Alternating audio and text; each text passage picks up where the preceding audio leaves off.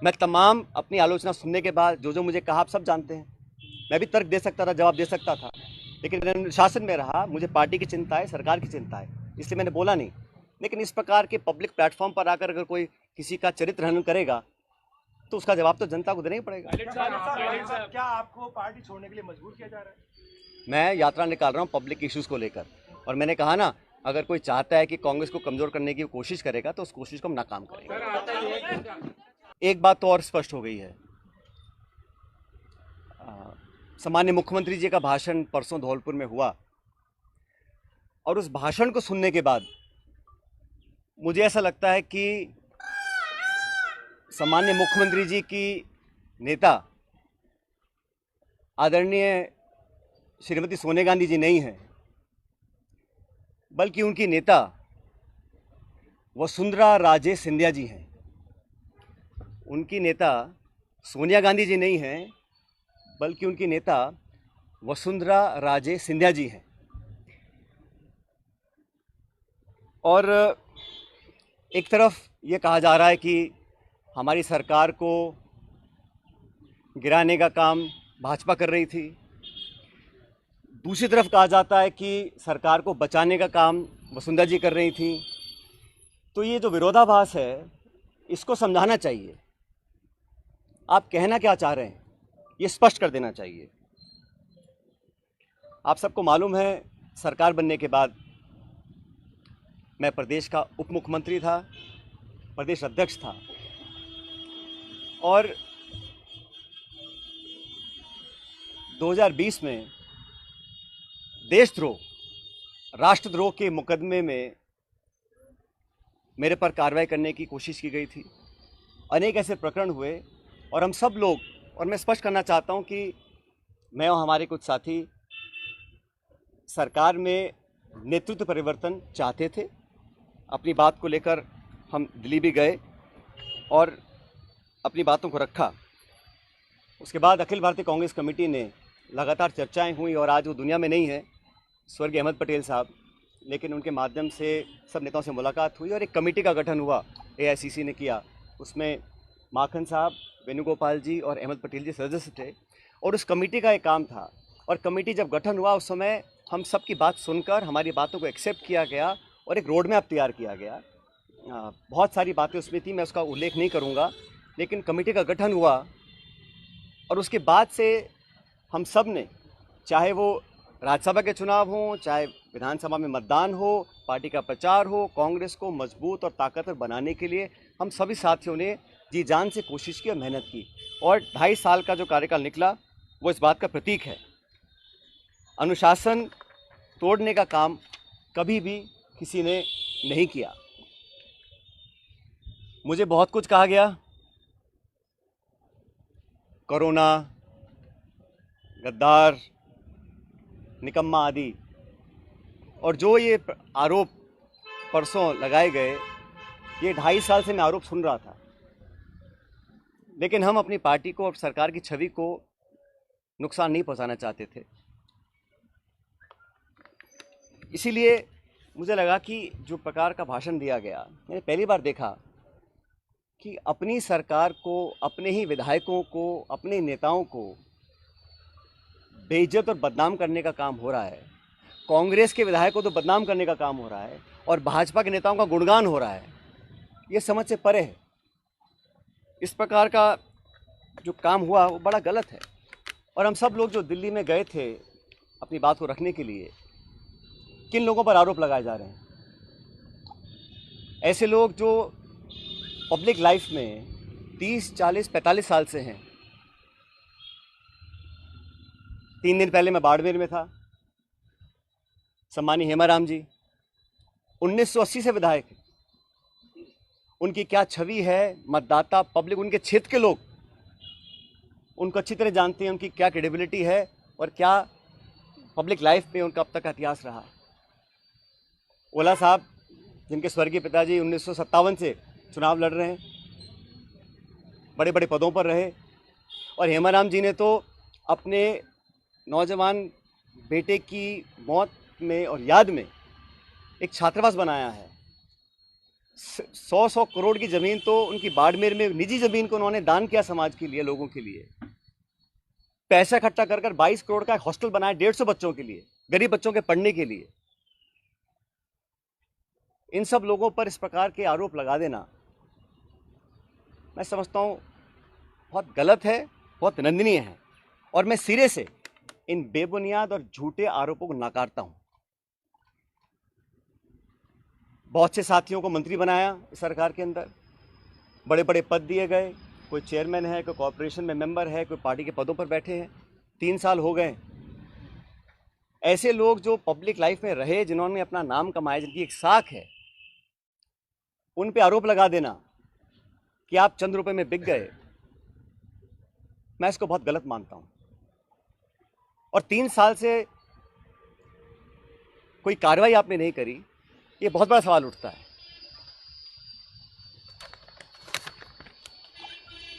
साथियों, हम दिल्ली में गए, अपनी बात को रखा, और उसके बाद सारे तथ्यों को संज्ञान में लेने के बाद हमारी अध्यक्षा सोनिया गांधी जी ने 25 सितंबर को सम्मानीय माकन साहब और सम्मानीय खड़गे जी को जयपुर भेजा था। आप सब जानते हैं, वो विधायकों की मीटिंग हो ही नहीं पाई। सोनिया गांधी हमारी पार्टी की अध्यक्ष थी उस समय।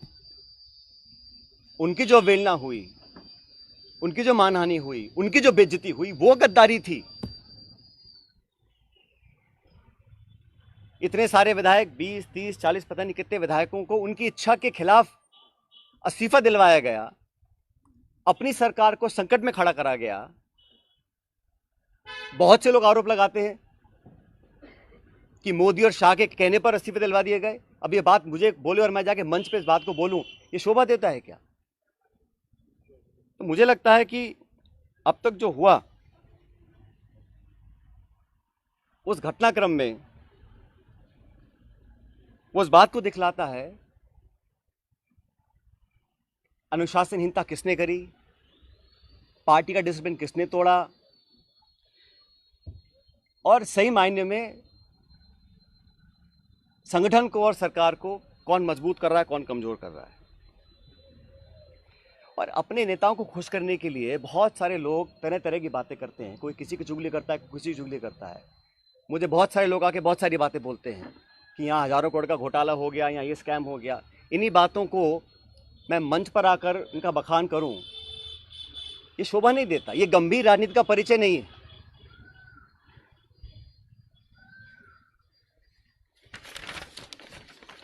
इसीलिए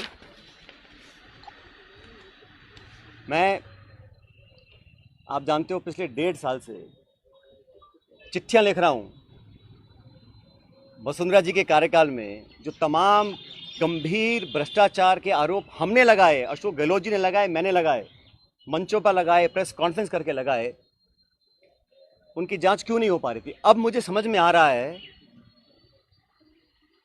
कि ये जांच अब तक क्यों नहीं हुई। मेरे चिट्ठियां लिखने के बावजूद मैं 11 अप्रैल को जयपुर में अनशन पर बैठा इस मांग को लेकर, लेकिन अब मैं नाउम्मीद हूं क्योंकि तथ्य सामने आ रहे हैं। कार्रवाई क्यों नहीं हो और क्यों नहीं होगी, ये बात भी स्पष्ट हो चुकी है। इसलिए मैं ऐसा मानता हूं कि हम लोग जो पब्लिक लाइफ में हैं, जनता ही भगवान है, और जनता जनार्दन के सामने हम सबको नतमस्तक होना पड़ेगा। मैंने करप्शन की इशू को लगातार उठाया, पहले भी उठाया, आज भी उठा रहा हूं, आगे भी उठाता रहूंगा। जब जब मैं वसुंधरा जी के करप्शन की बात करता हूं, या जो पेपर लीक हुए जिसमें लाखों बच्चों के भविष्य पर सवाल चिन्ह खड़े हो गए, उस पर कोई जवाब नहीं आता। इसलिए साथियों, मैंने निर्णय लिया है कि आरपीएससी, जहां से कई सारे पेपर लीक हुए, बहुत सारी वहाँ पे खबरें आई कि वहाँ पे तमाम भ्रष्टाचार हो रहा है, अजमेर स्थित आरपीएससी है। मैं 11 तारीख को, परसों, अजमेर से एक यात्रा निकालूंगा, जनता के बीच जाकर जनता की आवाज़ सुनेंगे, जनता के मुद्दों को उठाएंगे। और जैसा मैंने शुरू में कहा, जनता जनार्दन है, तो जनता के बीच जाना हम सबका दायित्व बनता है। और जो करप्शन के इश्यूज़ हैं, जो नौजवानों के इश्यूज़ हैं, जो पेपर लीक और पेपर कैंसिल के और नौजवानों के हितों से जुड़े मुद्दे हैं, उनको उठाकर मैं एक जन संघर्ष यात्रा निकालने जा रहा हूं, जो 11 तारीख को शुरू होगी अजमेर से और जयपुर की तरफ हम लोग आएंगे। लगभग 125 किलोमीटर की यात्रा है। जन संघर्ष यात्रा लोगों के हितों के लिए, करप्शन के खिलाफ, नौजवानों के संरक्षण के लिए।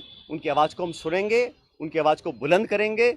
और मैं समझता हूं कि सही निर्णय तब लिए जाएंगे जब जनता का पूरा हमारा साथ होगा, जनता का पूरा प्रेशर होगा।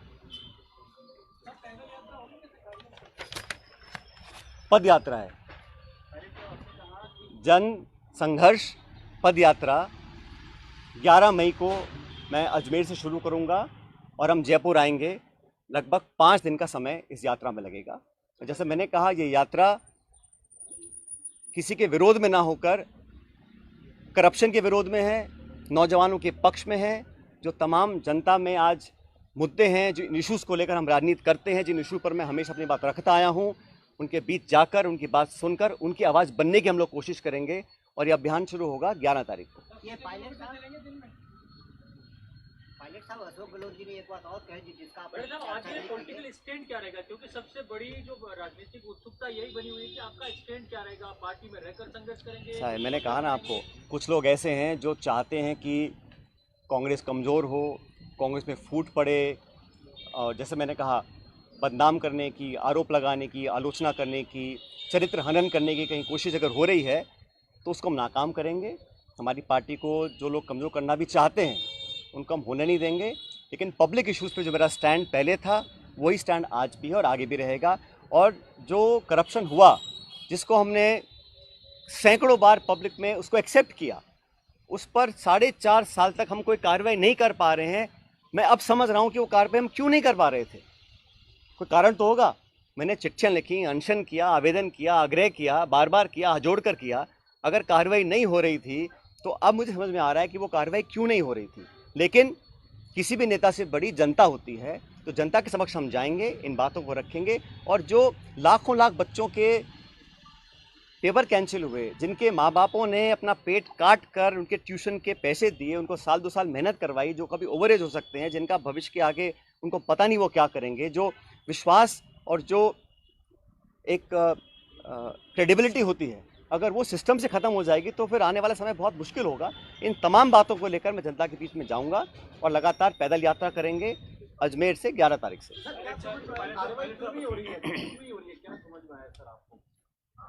मैंने कहा ना, मैंने जो धौलपुर का भाषण सुना माननीय मुख्यमंत्री जी का, उसको सुनने के बाद अब मैं समझ गया हूँ कि वो कार्रवाई अब तक क्यों नहीं हुई और मेरे तमाम आग्रह करने के बाद भी क्यों नहीं हो रही।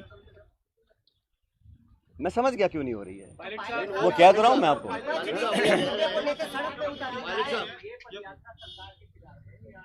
मैंने शुरू में कहा, ये यात्रा किसी के खिलाफ नहीं है, ये यात्रा करप्शन के खिलाफ है, भ्रष्टाचार के खिलाफ है। ये यात्रा नौजवानों के पक्ष में है, उनके हितों की रक्षा करने के लिए है। और जनता के बीच हम सबको जाना भी चाहिए।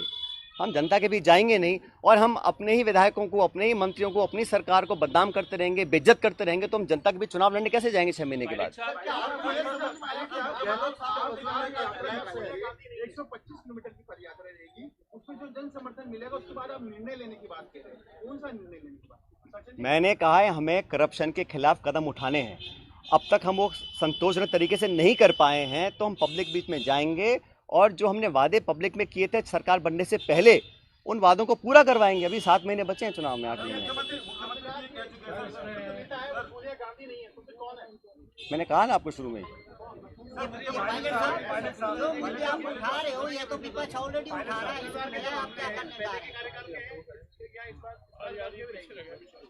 भाई करप्शन तो कहीं पर भी हो, उसके विरोध हम, चाहे वो कांग्रेस पार्टी हो, हमारी सरकार हो, हम तो खुद ही कह चुके हैं कि हमारी 0 टॉलरेंस है करप्शन के खिलाफ।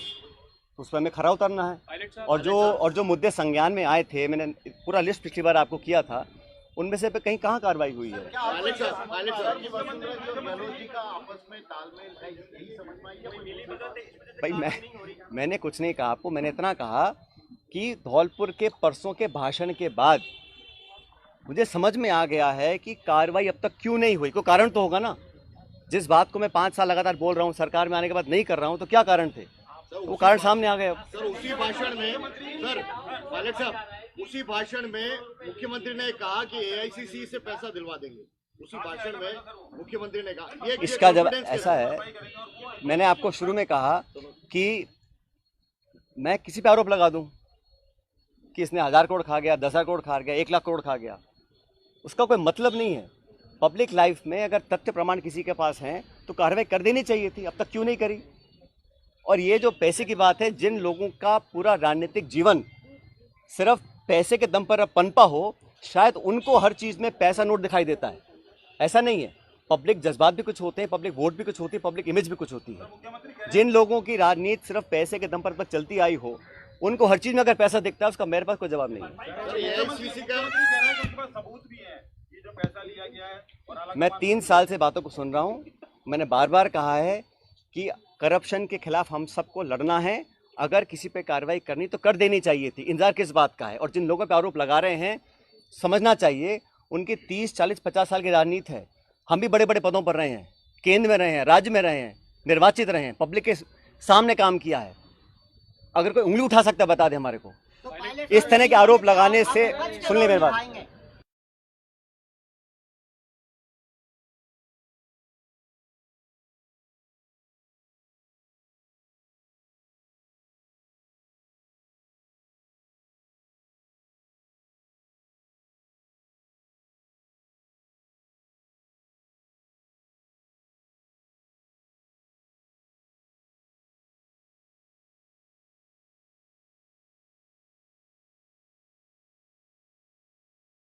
अरे मैं कह रहा हूं, किसी को किसी भी करप्शन के चार्ज कहीं किसी पर भी हो, अगर तथ्य हो तो कार्रवाई कर देनी चाहिए। अब तक क्यों नहीं करी कार्रवाई किसी ने भी?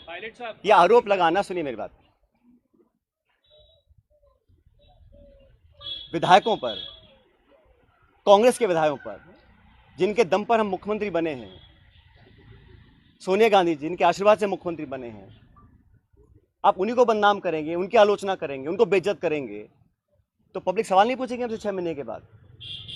इस प्रकार के निराधार आरोप लगाना कोई बहुत गंभीर राजनीति का परिचय नहीं है। मानहानि का दावा करेंगे, इसका मानहानि का क्या करें? दर्ज करवाओगे क्या गहलोत के खिलाफ?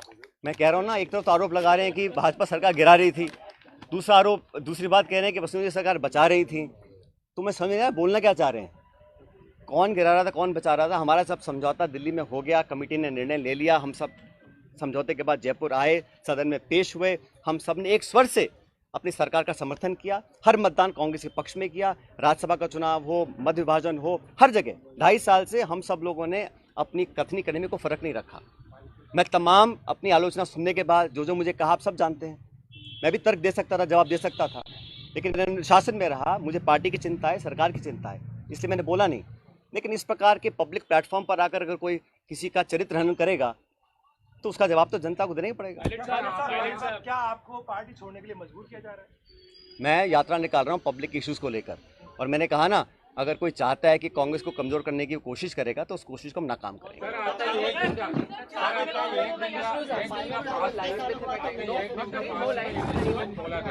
अभी आपने ये यात्रा निकाल रहे हैं, उसको कैसे पार्टी देगा?